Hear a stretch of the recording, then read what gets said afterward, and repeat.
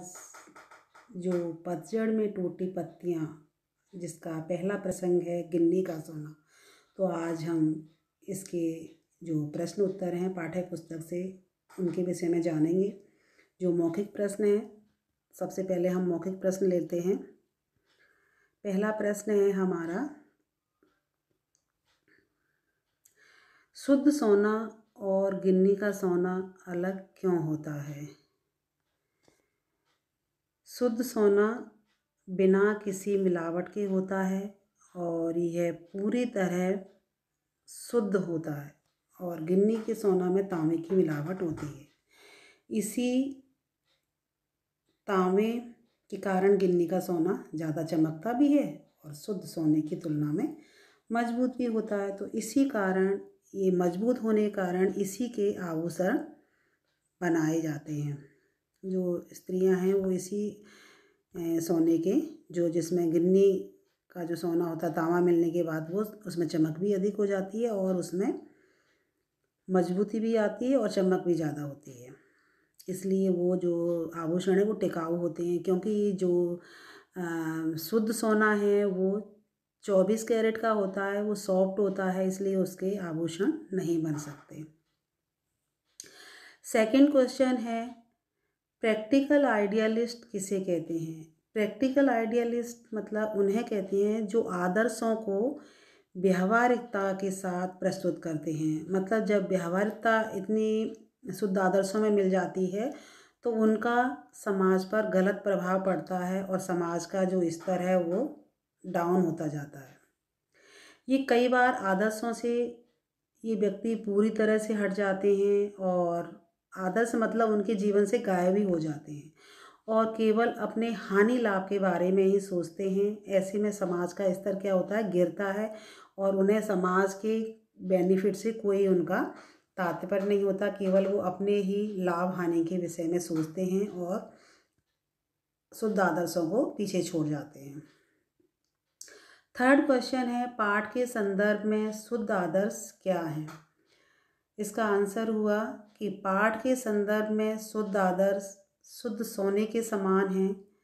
जो शुद्ध आदर्श होते हैं वो शुद्ध सोने के समान होते हैं, उनमें भी कोई मिलावट नहीं होती। जिस तरह शुद्ध सोना होता है 24 कैरेट का, जिस प्रकार शुद्ध सोने में किसी प्रकार की कोई मिलावट नहीं होती, उसी प्रकार शुद्ध आदर्शों पर व्यावहारिकता हावी नहीं होती। जब शुद्ध आदर्श होते हैं व्यक्ति में तो वो व्यावहारिकता का थोड़ा सा ही मिलान करेगा, जिससे कि उसे भी वो शुद्ध आदर्शों तक ले आए और अपने साथ और लोगों के विषय में भी अच्छा सोचे, उनको भी आगे जीवन में बढ़ने का मौका दे, जिसमें पूरे समाज की भलाई छिपी हुई हो तथा जो समाज के शाश्वत मूल्यों को बनाए रखने में सक्षम हो। जो कि समाज में क्या हो, समाज में जो अगर अच्छाई होगी, शुद्ध आदर्श वाले लोग होंगे तो समाज के शाश्वत मूल्य बने रहेंगे और उसमें वो लोग उनकी मदद करेंगे समाज की, वही शुद्ध आदर्श होते हैं। लिखित क्वेश्चन आ गए। फर्स्ट क्वेश्चन है, ये 25 से 30 वर्ड्स में है। शुद्ध आदर्शों की तुलना सोने से की गई है और व्यावहारिकता की तुलना तांबे से क्यों की गई है? क्योंकि शुद्ध आदर्श होते हैं वो बिल्कुल शुद्ध सोने की तरह होते हैं, जो 24 कैरेट वाला सॉफ्ट, और वो भी जो शुद्ध आदर्श वाले व्यक्ति होते हैं उनमें भी कोई छल कपट नहीं होता। वो केवल अपने लाभ हानि के लिए नहीं सोचते, वो समाज के लिए सोचते हैं और समाज और राष्ट्र के लिए कोई अच्छा करना चाहते हैं। व्यावहारिकता की तुलना तांबे से की गई है, जो कि जब तांबे को मिलाया जाता है सोने में तो वो मजबूत भी होता है, उसमें चमक आ जाती है। लेकिन उतना ही व्यावहारिकता शुद्ध आदर्शों में मिलाई जाएगी तो वो भी हानिकारक नहीं होती। उसमें व्यक्ति क्या करता है, खुद तो ऊंचा उठता ही है और वो समाज को भी आगे लेके जाता है। लेकिन जब व्यावहारिकता का मिलान अधिक कर दिया जाता है तो क्या होता है, उसमें वो अपने आदर्शों को पीछे छोड़ जाता है। तो सेम क्वेश्चन है इसका ये, अथवा में जो चॉइस दी हुई है, शुद्ध आदर्श की तुलना सोने से और व्यावहारिकता की तुलना तांबे से क्यों की गई है? पतझड़ में टूटी पत्तियों के पाठ के आधार पर ये बताना है। तो जैसे कि अभी मैंने आपको ये थोड़ा सा एक्सप्लेन किया था कि शुद्ध आदर्श की तुलना तो सोने से इसलिए की गई है क्योंकि शुद्ध आदर्श सोने की तरह बिल्कुल 24 कैरेट की तरह शुद्ध होते हैं। जिस प्रकार शुद्ध सोने में कोई मिलावट नहीं होती, उसी प्रकार शुद्ध आदर्श भी व्यावहारिकता की मिलावट के बिना होते हैं। और व्यावहारिकता की तुलना तांबे से इसलिए की गई है क्योंकि जिस प्रकार शुद्ध सोने में तांबा मिला करके उसकी गुणवत्ता को सुधारा जाता है और उसमें चमक उत्पन्न की जाती है, उसी प्रकार आदर्श जो है, आदर्श का व्यावहारिकता से मेल करवाकर जो आदर्शों को मजबूत किया जाता है, ना कि उन्हें गिराया जाता है। मतलब ऐसा नहीं कि हम आदर्शों को पीछे छोड़ जाएं और पूरा अपना लाभ हानि के लिए सोचने लग जाएं, तो उसमें मजबूती नहीं आएगी। जीवन केवल आदर्शों से नहीं चलता, जीवन में आदर्शों के साथ साथ व्यावहारिकता का होना भी आवश्यक होता है। जीवन केवल आदर्शों से नहीं चलता, केवल आदर्श जरूरी नहीं है, लेकिन जीवन में क्या होता है कि आदर्शों के साथ साथ थोड़ी सी व्यावहारिकता का भी मेल होना चाहिए। इससे समाज का रूप भी निखर जाता है और उसमें इंसान खुद शुद्ध आदर्शवादी आगे तो बढ़ता ही है, लेकिन और लोगों को भी वो समाज में आगे लेकर के जाता है। क्वेश्चन इसका खा वाले हैं, ये 50 से 60 शब्द में है। गांधी जी में नेतृत्व की अद्भुत क्षमता थी और उदाहरण सहित इस पाठ की पुष्टि कीजिए। तो इसका जो आंसर है, गांधी जी में नेतृत्व की अद्भुत क्षमता थी। वे सभी लोगों को साथ लेकर के चलते थे। केवल वो सेल्फिश नहीं थे, स्वार्थी नहीं थे। वे अपने आदर्शों में व्यावहारिकता को नहीं मिलने देते थे पूरी तरह से, वे बल्कि व्यावहारिकता में आदर्श मिला के चलाते थे, तभी वो समाज के लिए और देश के लिए कुछ अच्छा कर पाए। उन्होंने असहयोग आंदोलन, भारत छोड़ो आंदोलन का नेतृत्व किया। उन्होंने सत्य और अहिंसा को अपने आदर्शों का हथियार बनाया, ट्रुथ और नॉन वायलेंस। इन्हीं सिद्धांतों के बलबूते पर उन्होंने ब्रिटिश साम्राज्य से टक्कर भी ली, उसका मुकाबला किया। सभी लोगों ने उनका अनुसरण किया। उनके नेतृत्व में लाखों भारतीयों ने उनके साथ कंधे से कंधा मिलाकर के संघर्ष किया। सभी उनका नेतृत्व स्वीकार करके गर्व का अनुभव करते थे। उनकी पहली प्राथमिकता लोक कल्याण थी। वे अपने स्वार्थों को किसी भी कार्य में बाधा नहीं बनाते थे। वो सेल्फिश नहीं थे, स्वार्थी नहीं बनना है, देश के लिए कुछ सोचना है, ये उनके मन में कामना थी। और इन्हीं गुणों के कारण सारी जनता उनके पीछे हो जाती थी और उनको फॉलो करती थी। क्वेश्चन नंबर 2 है का आपके विचार में कौन से ऐसे मूल्य हैं जो शाश्वत हैं और वर्तमान समय में इन मूल्यों की प्रासंगिकता क्या है, उसे स्पष्ट करना है। तो इसका आंसर है, आज व्यवहारिकता का जो स्तर है उसमें आदर्शों का पालन नितांत आवश्यक है। व्यवहार और आदर्श दोनों का संतुलन व्यक्तित्व के लिए आवश्यक है। कथनी और करनी के अंतर में समाज को आदर्श से हटा करके कथनी जो कह रहे हैं वो ही करना है, करनी के अंतर में मतलब अंतर नहीं होना चाहिए। समाज को आदर्श से हटा करके स्वार्थ और लालच की ओर धकेल दिया गया है। मतलब ऐसा नहीं है कि स्वार्थी बनकर के केवल अपना सोचना है, शुद्ध आदर्शों को नहीं खोना है। सत्य, अहिंसा, परोपकार जैसे मूल्य शाश्वत मूल्य हैं। शाश्वत मूल्य वे होते हैं जो पौराणिक समय से चले आ रहे हैं और वे चिरस्थायी हैं, हमेशा से हैं। वो वर्तमान में भी जो महत्वपूर्ण हो तथा भविष्य में भी जो उपयोगी हो, ये अत्यंत प्रत्येक काल में समान रहें और योग, स्थान तथा साल का इन पर कोई भी प्रभाव ना पड़े। वर्तमान समय में भी इन शाश्वत मूल्यों की प्रासंगिकता बनी हुई है। आज भी वो हैं और पहले भी लोग उनको मानते थे, शाश्वत मूल्यों को। सत्य, अहिंसा के बिना राष्ट्र का निर्माण कभी नहीं हो सकता। शांतिपूर्ण जीवन बिताने के लिए परोपकार, त्याग, एकता, भाईचारा तथा देश प्रेम की भावना का होना अत्यंत आवश्यक है। ये शाश्वत मूल्य युगों युगों तक कायम रहेंगे और आज तक रहे हैं, क्योंकि वो सच है, वो कभी मिट नहीं सकता, उसका अंत नहीं हो सकता। अपने जीवन की किसी ऐसी घटना का उल्लेख कीजिए जब शुद्ध आदर्श से आपको कोई हानि लाभ हुआ हो। जब आप शुद्ध आदर्श अपनाते हो तो कभी कभी हानि भी उठानी पड़ती है और कभी कभी लाभ भी मिलता है, लेकिन व्यक्ति को अपने मार्ग से नहीं हटना चाहिए। उसे शुद्ध आदर्शों को ही अपनाना है, चाहे उसे लाभ हो या फिर हानि। मेरे जीवन का आदर्श है कि मैं ना तो रिश्वत लेती हूँ और ना रिश्वत देती हूँ। यद्यपि इसकी वजह से मुझे कई बार हानि उठानी पड़े, चाहे मुझे वो काम मेरा अधिक लेट भी हो, तो वो मुझे स्वीकार है। मैं किसी भी कार्य को जल्दी कराने के चक्कर में मतलब उसके लिए रिश्वत ना दूँ, अपनी ईमानदारी से ही उस कार्य को करना उचित होना चाहिए। शुद्ध आदर्श में व्यावहारिकता का पुट देने से लाभ हुआ हो। जब आपने शुद्ध आदर्श में व्यावहारिकता का मिलान किया है तो उसमें कुछ लाभ हुआ हो, लाभ हो या ना हो, लेकिन हमें अपने समाज और देश के लिए सोचने की आवश्यकता है। इसलिए व्यावहारिकता का पुट उतना ही देना है जिसमें समाज और राष्ट्र का अहित ना हो। हमें उतना ही व्यावहारिकता का मिलान करना है।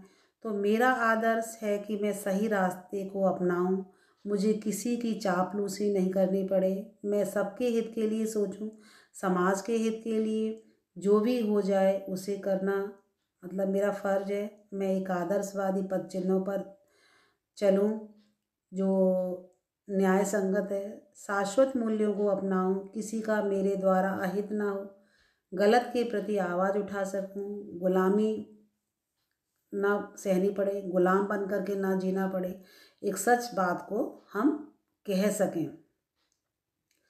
शुद्ध सोने में तांबे की मिलावट या फिर तांबे में सोना, गांधी जी के आदर्श और व्यवहार के संदर्भ में यह बात किस तरह झलकती है।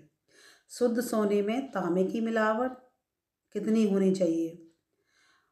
शुद्ध सोने में तांबे की मिलावट या फिर तांबे में सोना, मतलब जैसे कि शुद्ध सोना है तो शुद्ध सोने में कितना तांबा मिलाया जाएगा, या फिर तांबे में सोना तो ज़्यादा धांधलेबाजी होती है तो क्या होता है कि गलत कार्य ज़्यादा होता है। शुद्ध सोने में तांबा मिलाना है, ना कि तांबे में सोना। गांधी जी के आदर्श और व्यवहार के संदर्भ में यह बात किस तरह झलकती है? इसका आंसर है कि शुद्ध सोना आदर्शों का प्रतीक होता है। शुद्ध सोना और शुद्ध आदर्श, और तांबा व्यवहारिकता का प्रतीक होता है। गांधी जी व्यवहारिकता को ऊंचा स्तर देकर आदर्शों के स्तर तक लेकर जाते थे। जो भी व्यवहारिकता थी उसको भी वे शुद्ध आदर्शों तक पहुंचाना चाहते थे, अर्थात तांबे में सोना मिलाते थे।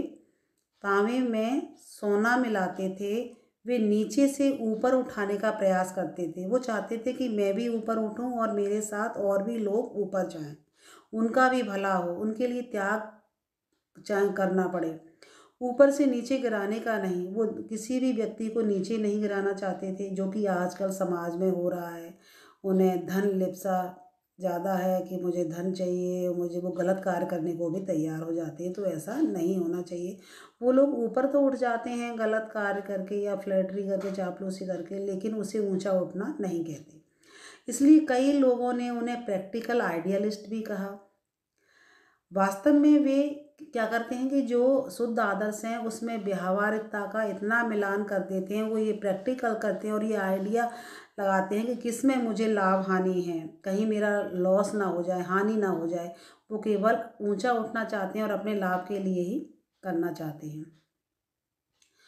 में से परिचित लोगों की भावनाओं को पहचानते थे वे, इसलिए वे अपने विलक्षण आदर्श चला सके और पूरे देश को अपने पीछे चलाने में कामयाब रहे, क्योंकि उन्होंने सबके लिए सोचा, सबको समान अधिकार दिए।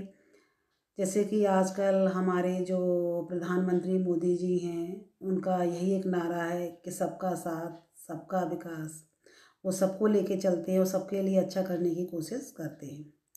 क्वेश्चन नंबर 5 है, गिरगिट कहानी में आपने समाज में व्याप्त अवसरानुसार अपने व्यवहार को पल पल में बदल डालने की एक बहानगी देखी।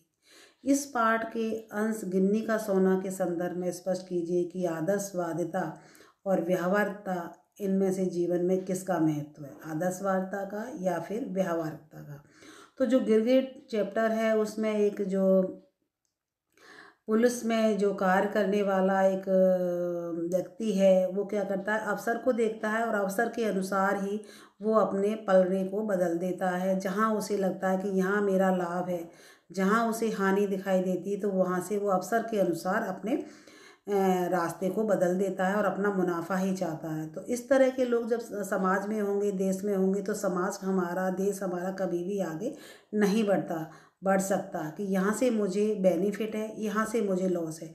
तो सच कहने वाला व्यक्ति, उसे न्याय के रास्ते चलने वाला व्यक्ति होना बहुत ज़रूरी है। तो आज इस चैप्टर में भी गिन्नी का सोना चैप्टर है, उसमें आदर्शवादिता जो है, आदर्शवादिता के साथ ही व्यावहारिकता को लाना चाहिए, ना कि अपने हानि और लाभ को लेकर के चलना चाहिए। तभी जब हम आदर्शों को नहीं भूलेंगे, अपने आदर्शों पे चलेंगे, तो समाज और देश के लिए हम अच्छा कर पाएंगे।